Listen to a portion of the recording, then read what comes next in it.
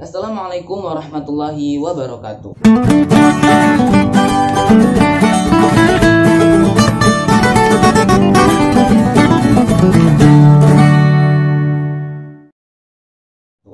Bagaimana kabarnya semua?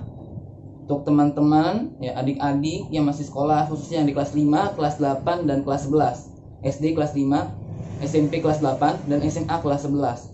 Siap-siap, kamu harus tahu informasi ini. Dan untuk seluruh guru, kepala sekolah, dan orang tua, ya, juga tonton video ini. Video ini akan membahas tentang pergantian ujian nasional menjadi asesmen nasional. Jadi, apakah benar 2021 asesmen nasional akan dilaksanakan? Nah, ini dia ada beberapa berita ya tentang pergantian ujian nasional menjadi asesmen nasional dari Kemendikbud ya, Pak Nadiem Makarim ya. Nah, teman-teman, jadi perombakan ini menurut saya ya, memang sangat dibutuhkan. Kenapa? Karena melihat melihat ranking atau peringkat kualitas pendidikan Indonesia berdasarkan outputnya. Outputnya berarti ini siswanya nih, hasil siswanya nih kayak gimana nih kualitasnya nih, dibandingkan dengan negara-negara lain ya. Ternyata dari seluruh dunia yang terdata pendidikan negaranya, Indonesia berada di urutan ke-6 paling bawah. Malu kan? Bahkan di antara Asia Tenggara pun kita termasuk yang paling bawah. Malaysia masih jauh, Thailand masih jauh di atas, Singapura apalagi, Singapura nomor 1 bahkan. Tentu perlu banyak perombakan. Nah, salah satunya adalah ini. Data ini disurvei oleh PISA. PISA itu adalah Program for International Student Assessment. Jadi lembaga atau studi yang meneliti, meresearch tentang input dan output siswa dari suatu negara ya, dari pendidikan suatu negara. Tujuannya apa? Tujuannya untuk meningkatkan, untuk memaksimalkan ya kompetensi dari kualitas tersebut supaya apa? Supaya maksimal, yang berakhir pada tujuan meningkatnya ekonomi dari suatu negara tersebut. Pendidikan ini sangat penting untuk pembangunan nasional ya. Jadi kalau mau ekonominya tinggi, mau yang lain-lainnya tinggi, pendidikannya juga harus tinggi. Jadi pendidikan itu dasar utama untuk pembangunan suatu negara loh. Bahkan waktu Jepang kalah dalam perang dunia, kaisar dan perdana menteri itu nggak mikir berapa jumlah tentara yang masih hidup, bukan, tapi berapa banyak guru yang masih kita punya, berapa banyak tenaga pendidik yang masih kita punya. Jadi untuk membangun suatu negara itu berawal dari pendidikan. Jadi guru ini adalah garda terdepan ya. Murid-murid ini ya, yang akan melanjutkan perjuangan, anak-anak yang akan melanjutkan perjuangan, anak-anak yang akan melanjutkan negara ini mau dibawa kemana. Jadi semangat untuk adik-adik, jangan kita nggak boleh setiap ada perubahan terus kita mengeluh, ngedumel gitu ya. Ganti lagi begini repot, ganti kurikulum, ganti jenis penilaian, evaluasi, ganti kebijakan. Kalau kita mau maju, kita harus siap dengan perubahan. Kita harus siap menerima. Jadi kita harus siap juga nih. Makanya harus cari banyak informasi juga ya. Jangan nunggu sosialisasi dulu. Kita harus jemput, harus siap. Semua harus siap. Kalau mau kita maju, kita harus siap untuk menerima perubahan yang lebih baik. Nah, jadi itu ya tadi ya.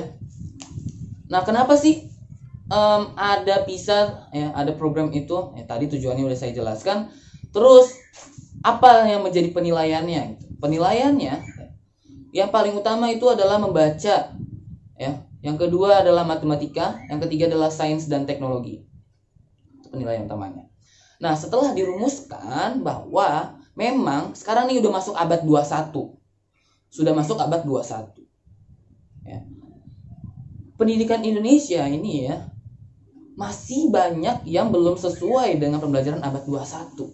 Dan inilah yang sedang digencarkan oleh pemerintah. Dan inilah yang sedang digencarkan oleh para pendidik ya, di pendidikan formal. Ada 5 keterampilan abad 21 yang kita sering sebut 5C atau 5C. 5C ya, itu adalah critical thinking atau berpikir kritis. Seperti yang kita tahu bahwa Indonesia keterampilan kritis semana sih? Masih sering terkena hoax, masih sering kena tipuan. Masih banyak telepon-telepon yang tipuan-tipuan. Kalau kita semua bisa berpikir kritis, nggak ketipu, pasti nggak akan ada juga orang yang berniat buat nipu-nipu. Orang Indonesia gampang ditipu. Yang batu bisa ngobatin, dicelup air bisa sembuh, percaya. Yang dari dulu ya, mungkin kita udah ditanam dengan hal-hal mistis yang bisa dibilang di luar nalar atau logika. Jadi logika kita kurang kepake mungkin. Ya, semoga bisa lebih maju lagi, pikiran kita semakin ke depan lagi, bisa lebih kritis lagi. Yang pertama itu critical thinking atau berpikir kritis. Yang kedua adalah communication, komunikasi ya. Yang ketiga, ini keterampilan abad 21 ya. Yang ketiga adalah collaboration, kolaborasi ya, collaboration. Yang keempat adalah creativity atau kreativitas. Ya, jadi kita dituntut untuk kreatif nih. Makanya harus ada banyak pembelajaran yang bisa mencakup melatih keterampilan tersebut. Dan yang kelima adalah karakter. Dari 5 hal ini harus dilatih, harus ditingkatkan skill-skillnya itu ya, untuk menyambut keterampilan abad 21. Itulah yang dibutuhkan di dunia ini ya. Kalau kita mau bertahan, kita mau siap untuk masa depan, 5 hal ini harus bisa ada di dalam diri siswa. Nah, itu yang menjadi PR untuk guru ya. Untuk guru, untuk pendidik, untuk sekolah. Harus menunjang tuh kegiatannya. Makanya di Indonesia ini banyak sekali perubahan dari kurikulum ya, dari KTSP menjadi kurikulum 2013. Terus ada di SD ada tematik. Terus pendekatan pembelajarannya harus dirubah. Jadi selama ini ya berpusat pada guru. Guru ngomong, menjelaskan, siswa menyimak, seperti itu. Seharusnya untuk keterampilan abad 21 nggak kayak gitu. Biarin siswa yang ngomong, biarin siswa yang bergerak, biarin siswa yang berkolaborasi. Dia yang berpikir, dia yang membuat suatu proyek, dia melakukan suatu kegiatan gitu ya. Jadi itulah yang harus dirubah. Jadi ya banyak sekali perubahan ya. Semangat untuk guru-guru Indonesia, semangat untuk para pendidik Indonesia. Yuk kita bisa maju membawa pendidikan Indonesia yang lebih baik untuk negara ini yang lebih baik, insya Allah. Nah, terus ujian nasional diganti menjadi asesmen nasional. Asesmen nasional itu apa sih gitu? Kenapa harus diganti ya? Menurut saya ini juga tepat, penggantian ujian nasional menjadi asesmen nasional. Yang pertama ya, asesmen nasional ini ya tujuannya ini bukan untuk mengetes, bukan untuk menilai, untuk mengukur ketercapaian atau enggak nih, kayak lulus atau enggak gitu ya. Kalau ujian nasional kan mengukur atau menentukan kelulusan siswa gitu ya, sehingga itu bikin kita stres ya, bikin banyak siswa stres. Bahkan tahun berapa gitu ya, banyak sekali anak-anak SMA yang bunuh diri karena dia pinter, dia berprestasi, tapi ketika ujian nasionalnya tidak mencapai standar kelulusan, akhirnya gak lulus. Padahal ini anak berprestasi, akhirnya banyak yang stres dan bunuh diri. Banyak sekali berita-beritanya. Ini salah satu beritanya. Miris banget kan? Nah, makanya diharapkan asesmen nasional ini bisa menjadi pencapaian yang, bukan pencapaian, tapi penilaian yang baik ya. Jadi tujuannya bukan hanya untuk penilaian, tapi untuk mengukur evaluasi. Apa sih yang harus diperbaiki? Apa sih yang harus harus kayak gimana nih? Tentu ya, setiap lingkungan, jangankan setiap daerah ya. Daerah tentu jomplang banget, kayak antara DKI Jakarta misalkan dengan Papua, tentu sangat jomplang. Nggak bisa distandarkan dengan nasional, ujian nasional, nggak bisa. Nah, asesmen nasional ini fleksibel gitu ya. Bahkan setiap sekolah itu juga berbeda ya penilaiannya. Oke, sekarang kita langsung bahas tentang asesmen nasional. Asesmen nasional ya, ada beberapa aspek ya, ada beberapa aspek. Yang pertama adalah AKM, asesmen kompetensi minimum. Jadi asesmen kompetensi minimum ini dilaksanakan oleh kelas 5 di SD, kelas 8 di SMP, dan kelas 11 di SMA.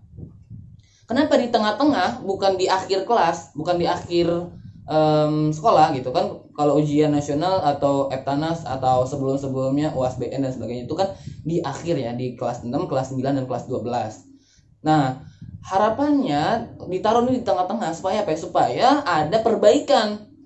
Jadi, oh ini anak belum mencapai gitu ya.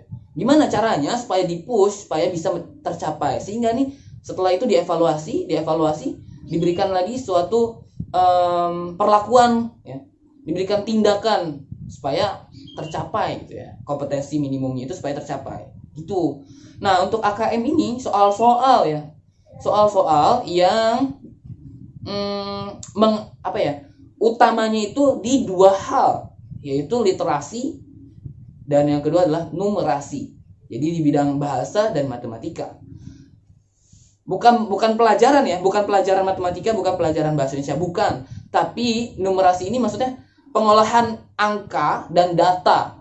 Jadi kan semua hal kehidupan ini kan ada data, ada angka gitu ya. Mau PKN, mau IPS, mau IPA, pasti kan ada angka gitu. Nah bagaimana siswa ini bisa memahami pengolahan data tersebut gitu ya, menalar logika, pemikiran kritisnya gitu. Pemahamannya yang tingkat tinggi, nggak cuma sekedar baca tahu materinya doang, tapi juga memahami ya. Literasi itu jadi nggak cuma baca doang nih, nggak cuma baca terus tahu intinya gitu, bukan, tapi juga tahu bagaimana dia harus bersikap, terus informasi yang tersirat gitu ya, nggak cuma ada di tulisan itu ya, nggak cuma ada di situ, tapi setelah itu harus bagaimana. Jadi informasi yang tersirat itu apa yang harus dicapai. Terus kalau sudah seperti itu bagaimana? Dampaknya apa ya kira-kira? Itu pemahaman penalaran yang tingkat tinggi. Nah, itu yang belum terlatih oleh siswa di Indonesia, baik SD, SMP, bahkan SMA. Nah, asesmen kompetensi minimum ini ya, ada 5 tipe soal. Yang pertama adalah tipe soal pilihan ganda seperti biasa. Yang kedua adalah pilihan ganda majemuk. Jadi pilihan ganda majemuk ini kita bisa memilih lebih dari satu, mana yang benar kira-kira ya. Jadi ada beberapa option, pilih yang tepat yang mana. Ada lebih dari satu jawaban. Kalau pilihan ganda kan cuma satu jawaban. Yang ketiga adalah isian singkat. Seperti biasa kita pernah isi, biasanya kalau di sekolah kan satu pilihan ganda, dua isian singkat. Nah, itu dia yang isian singkat. Yang keempat adalah menjodohkan. Jadi ada dua kolom. Yang satu misalkan pertanyaan, yang kedua jawaban. Di kolom yang kedua adalah jawabannya, kita disuruh menghubungkan gitu ya. Mana yang pasangan yang tepat. Dan yang terakhir adalah esai atau penjabaran ya, jawaban panjang gitu ya, seperti biasa. Yang biasanya itu kalau yang diterapkan biasanya itu yang ketiga ya, satu kan biasanya nih pilihan ganda, kedua isian singkat, yang ketiga esai atau uraian. Jadi sekarang ada 5 gitu ya. Nah, untuk tipe soal-soalnya itu ya, model soalnya gimana sih model soal AKM itu? Model soal AKM itu biasanya tentang infografis, misalkan ada grafik, terus atau tabel keberangkatan, pokoknya yang soal-soal seperti itulah. Nanti kita akan bahas ya. Saya udah punya bukunya, saya udah beli, tapi baru datang nih ini dia bukunya. Nah, ini dia bukunya, kita buka ya. Nanti deh setelah ini kita buka. Ini buku latihan soal AKM, udah sesuai belum ya sama AKM prinsipnya ya. Oke, nanti kita buka. Nah, selain AKM ya, asesmen kompetensi minimum, ada lagi yang lainnya, yaitu berupa survei. Survei yang dimaksud adalah survei karakter dan survei lingkungan. Survei karakter ini, karakter siswanya nih, ada beberapa hal karakter yang harus dicapai, misalnya gotong royong, terus sifat belajar siswa, pembelajar nggak nih anaknya gitu, rajin nggak, ulet nggak, sungguh-sungguh nggak, terus pokoknya yang bersifat karakter. Atau kalau di penilaian raport kurikulum 2013 itu sebutnya afektif. Terus yang ketiga adalah survei lingkungan. Nah, bagaimana nih keadaan lingkungannya, kalau nggak salah kayak gitu ya. Terus udah tepat belum ya dengan penilaian AKM, survei karakter dan survei lingkungan. Diharapkan dengan adanya AKM bisa meningkatkan dan mengukur IQ siswa, intelektual ya. Jadi kecerdasan itu kan nggak cuma IQ ya, tapi ada juga EQ, ada juga SQ. Nah, kalau ketiga-tiganya bagus, tercapailah keseimbangan, kecerdasan yang seimbang gitu, atau disebutnya equilibrium. EQ ya, EQ, equilibrium quotient. Kecerdasan intelektual dari AKM, terus kecerdasan emosional dan spiritual. Ya, kecerdasan beremosi dan kecerdasan dalam hal keyakinannya dengan Tuhan, keyakinannya dengan Allah ya, kejujuran, ketaatan dan ketakwaan. Itu masuknya dari survei karakter. Terus bagaimana dengan survei lingkungan? Nah, survei lingkungannya itu sebagai bentuk evaluasi, sesuai nggak sih, cocok nggak sih lingkungan belajarnya, fasilitasnya, sarana prasarananya, lingkungan masyarakatnya, gurunya, warga sekolah yang lainnya, orang tuanya, terus lingkungan masyarakatnya cocok nggak nih gitu. Nah itulah ya, untuk survei lingkungan itu melibatkan siswa, guru, dan kepala sekolah. Jadi itu ya tujuan dari survei karakter tadi ya, untuk mengukur dan meningkatkan kecerdasan emosional dan spiritual siswa. Nah untuk survei lingkungan ini ya, yang berperan aktif itu selain siswa, guru, dan kepala sekolah juga harus berperan aktif. Tujuannya apa? Untuk menilai karakter ya dari input ini, berarti ini siswanya nih, input nih siswanya, produk awal nih siswa masuk tuh input ya. Terus output berarti siswa keluar nih setelah sekolah di sini ya, di SD ini, di SMP ini, di SMA ini, bagaimana hasilnya. Kemudian evaluasi untuk meningkatkan, kalau misalkan masih banyak yang kurang, evaluasinya apa, terus tindakan atau perlakuan seperti apa untuk meningkatkan supaya mencapai standarnya yang bagaimana gitu. Nah sekarang yuk kita buka ya. Ini buku baru dibeli, baru sampai, alhamdulillah ya. Insya Allah nanti kedepannya kita bakalan bahas soal-soal AKM ya, asesmen kompetensi minimum itu seperti apa. Di bukunya ya, alhamdulillah udah sampai. Saya juga belum tahu ini bukunya sesuai atau enggak. Ini beli di online shop. Saya cuma beli 3 buku. Buku yang pertama AKM untuk SD ya, terus AKM untuk SMP, terus AKM untuk SMA IPA. Nah itu aja teman-teman, adik-adik semua. Hari ini kita bahas tentang asesmen kompetensi minimum, terus asesmen nasional, terus tentang PISA ya, Program for International Student Assessment. Semoga pendidikan Indonesia akan semakin maju lagi, semakin meningkat kualitasnya, sehingga bisa meningkatkan juga kemakmuran dan kesejahteraan negara ini. Insya Allah di pertemuan berikutnya kita akan bahas tentang soal-soal AKM ya. Soal AKM kayak gimana sih ya. Untuk Bapak Ibu guru juga harus siap-siap nih ya, harus mulai paham, harus mulai menyambut. Jangan menunggu sosialisasi Bapak Ibu kelamaan ya, kita harus inisiatif cari informasi juga. Oke, sampai di sini, sampai jumpa di video berikutnya. Semangat. Wassalamualaikum warahmatullahi wabarakatuh. Jangan lupa subscribe, klik tombol loncengnya, share, dan like ya. Thank you.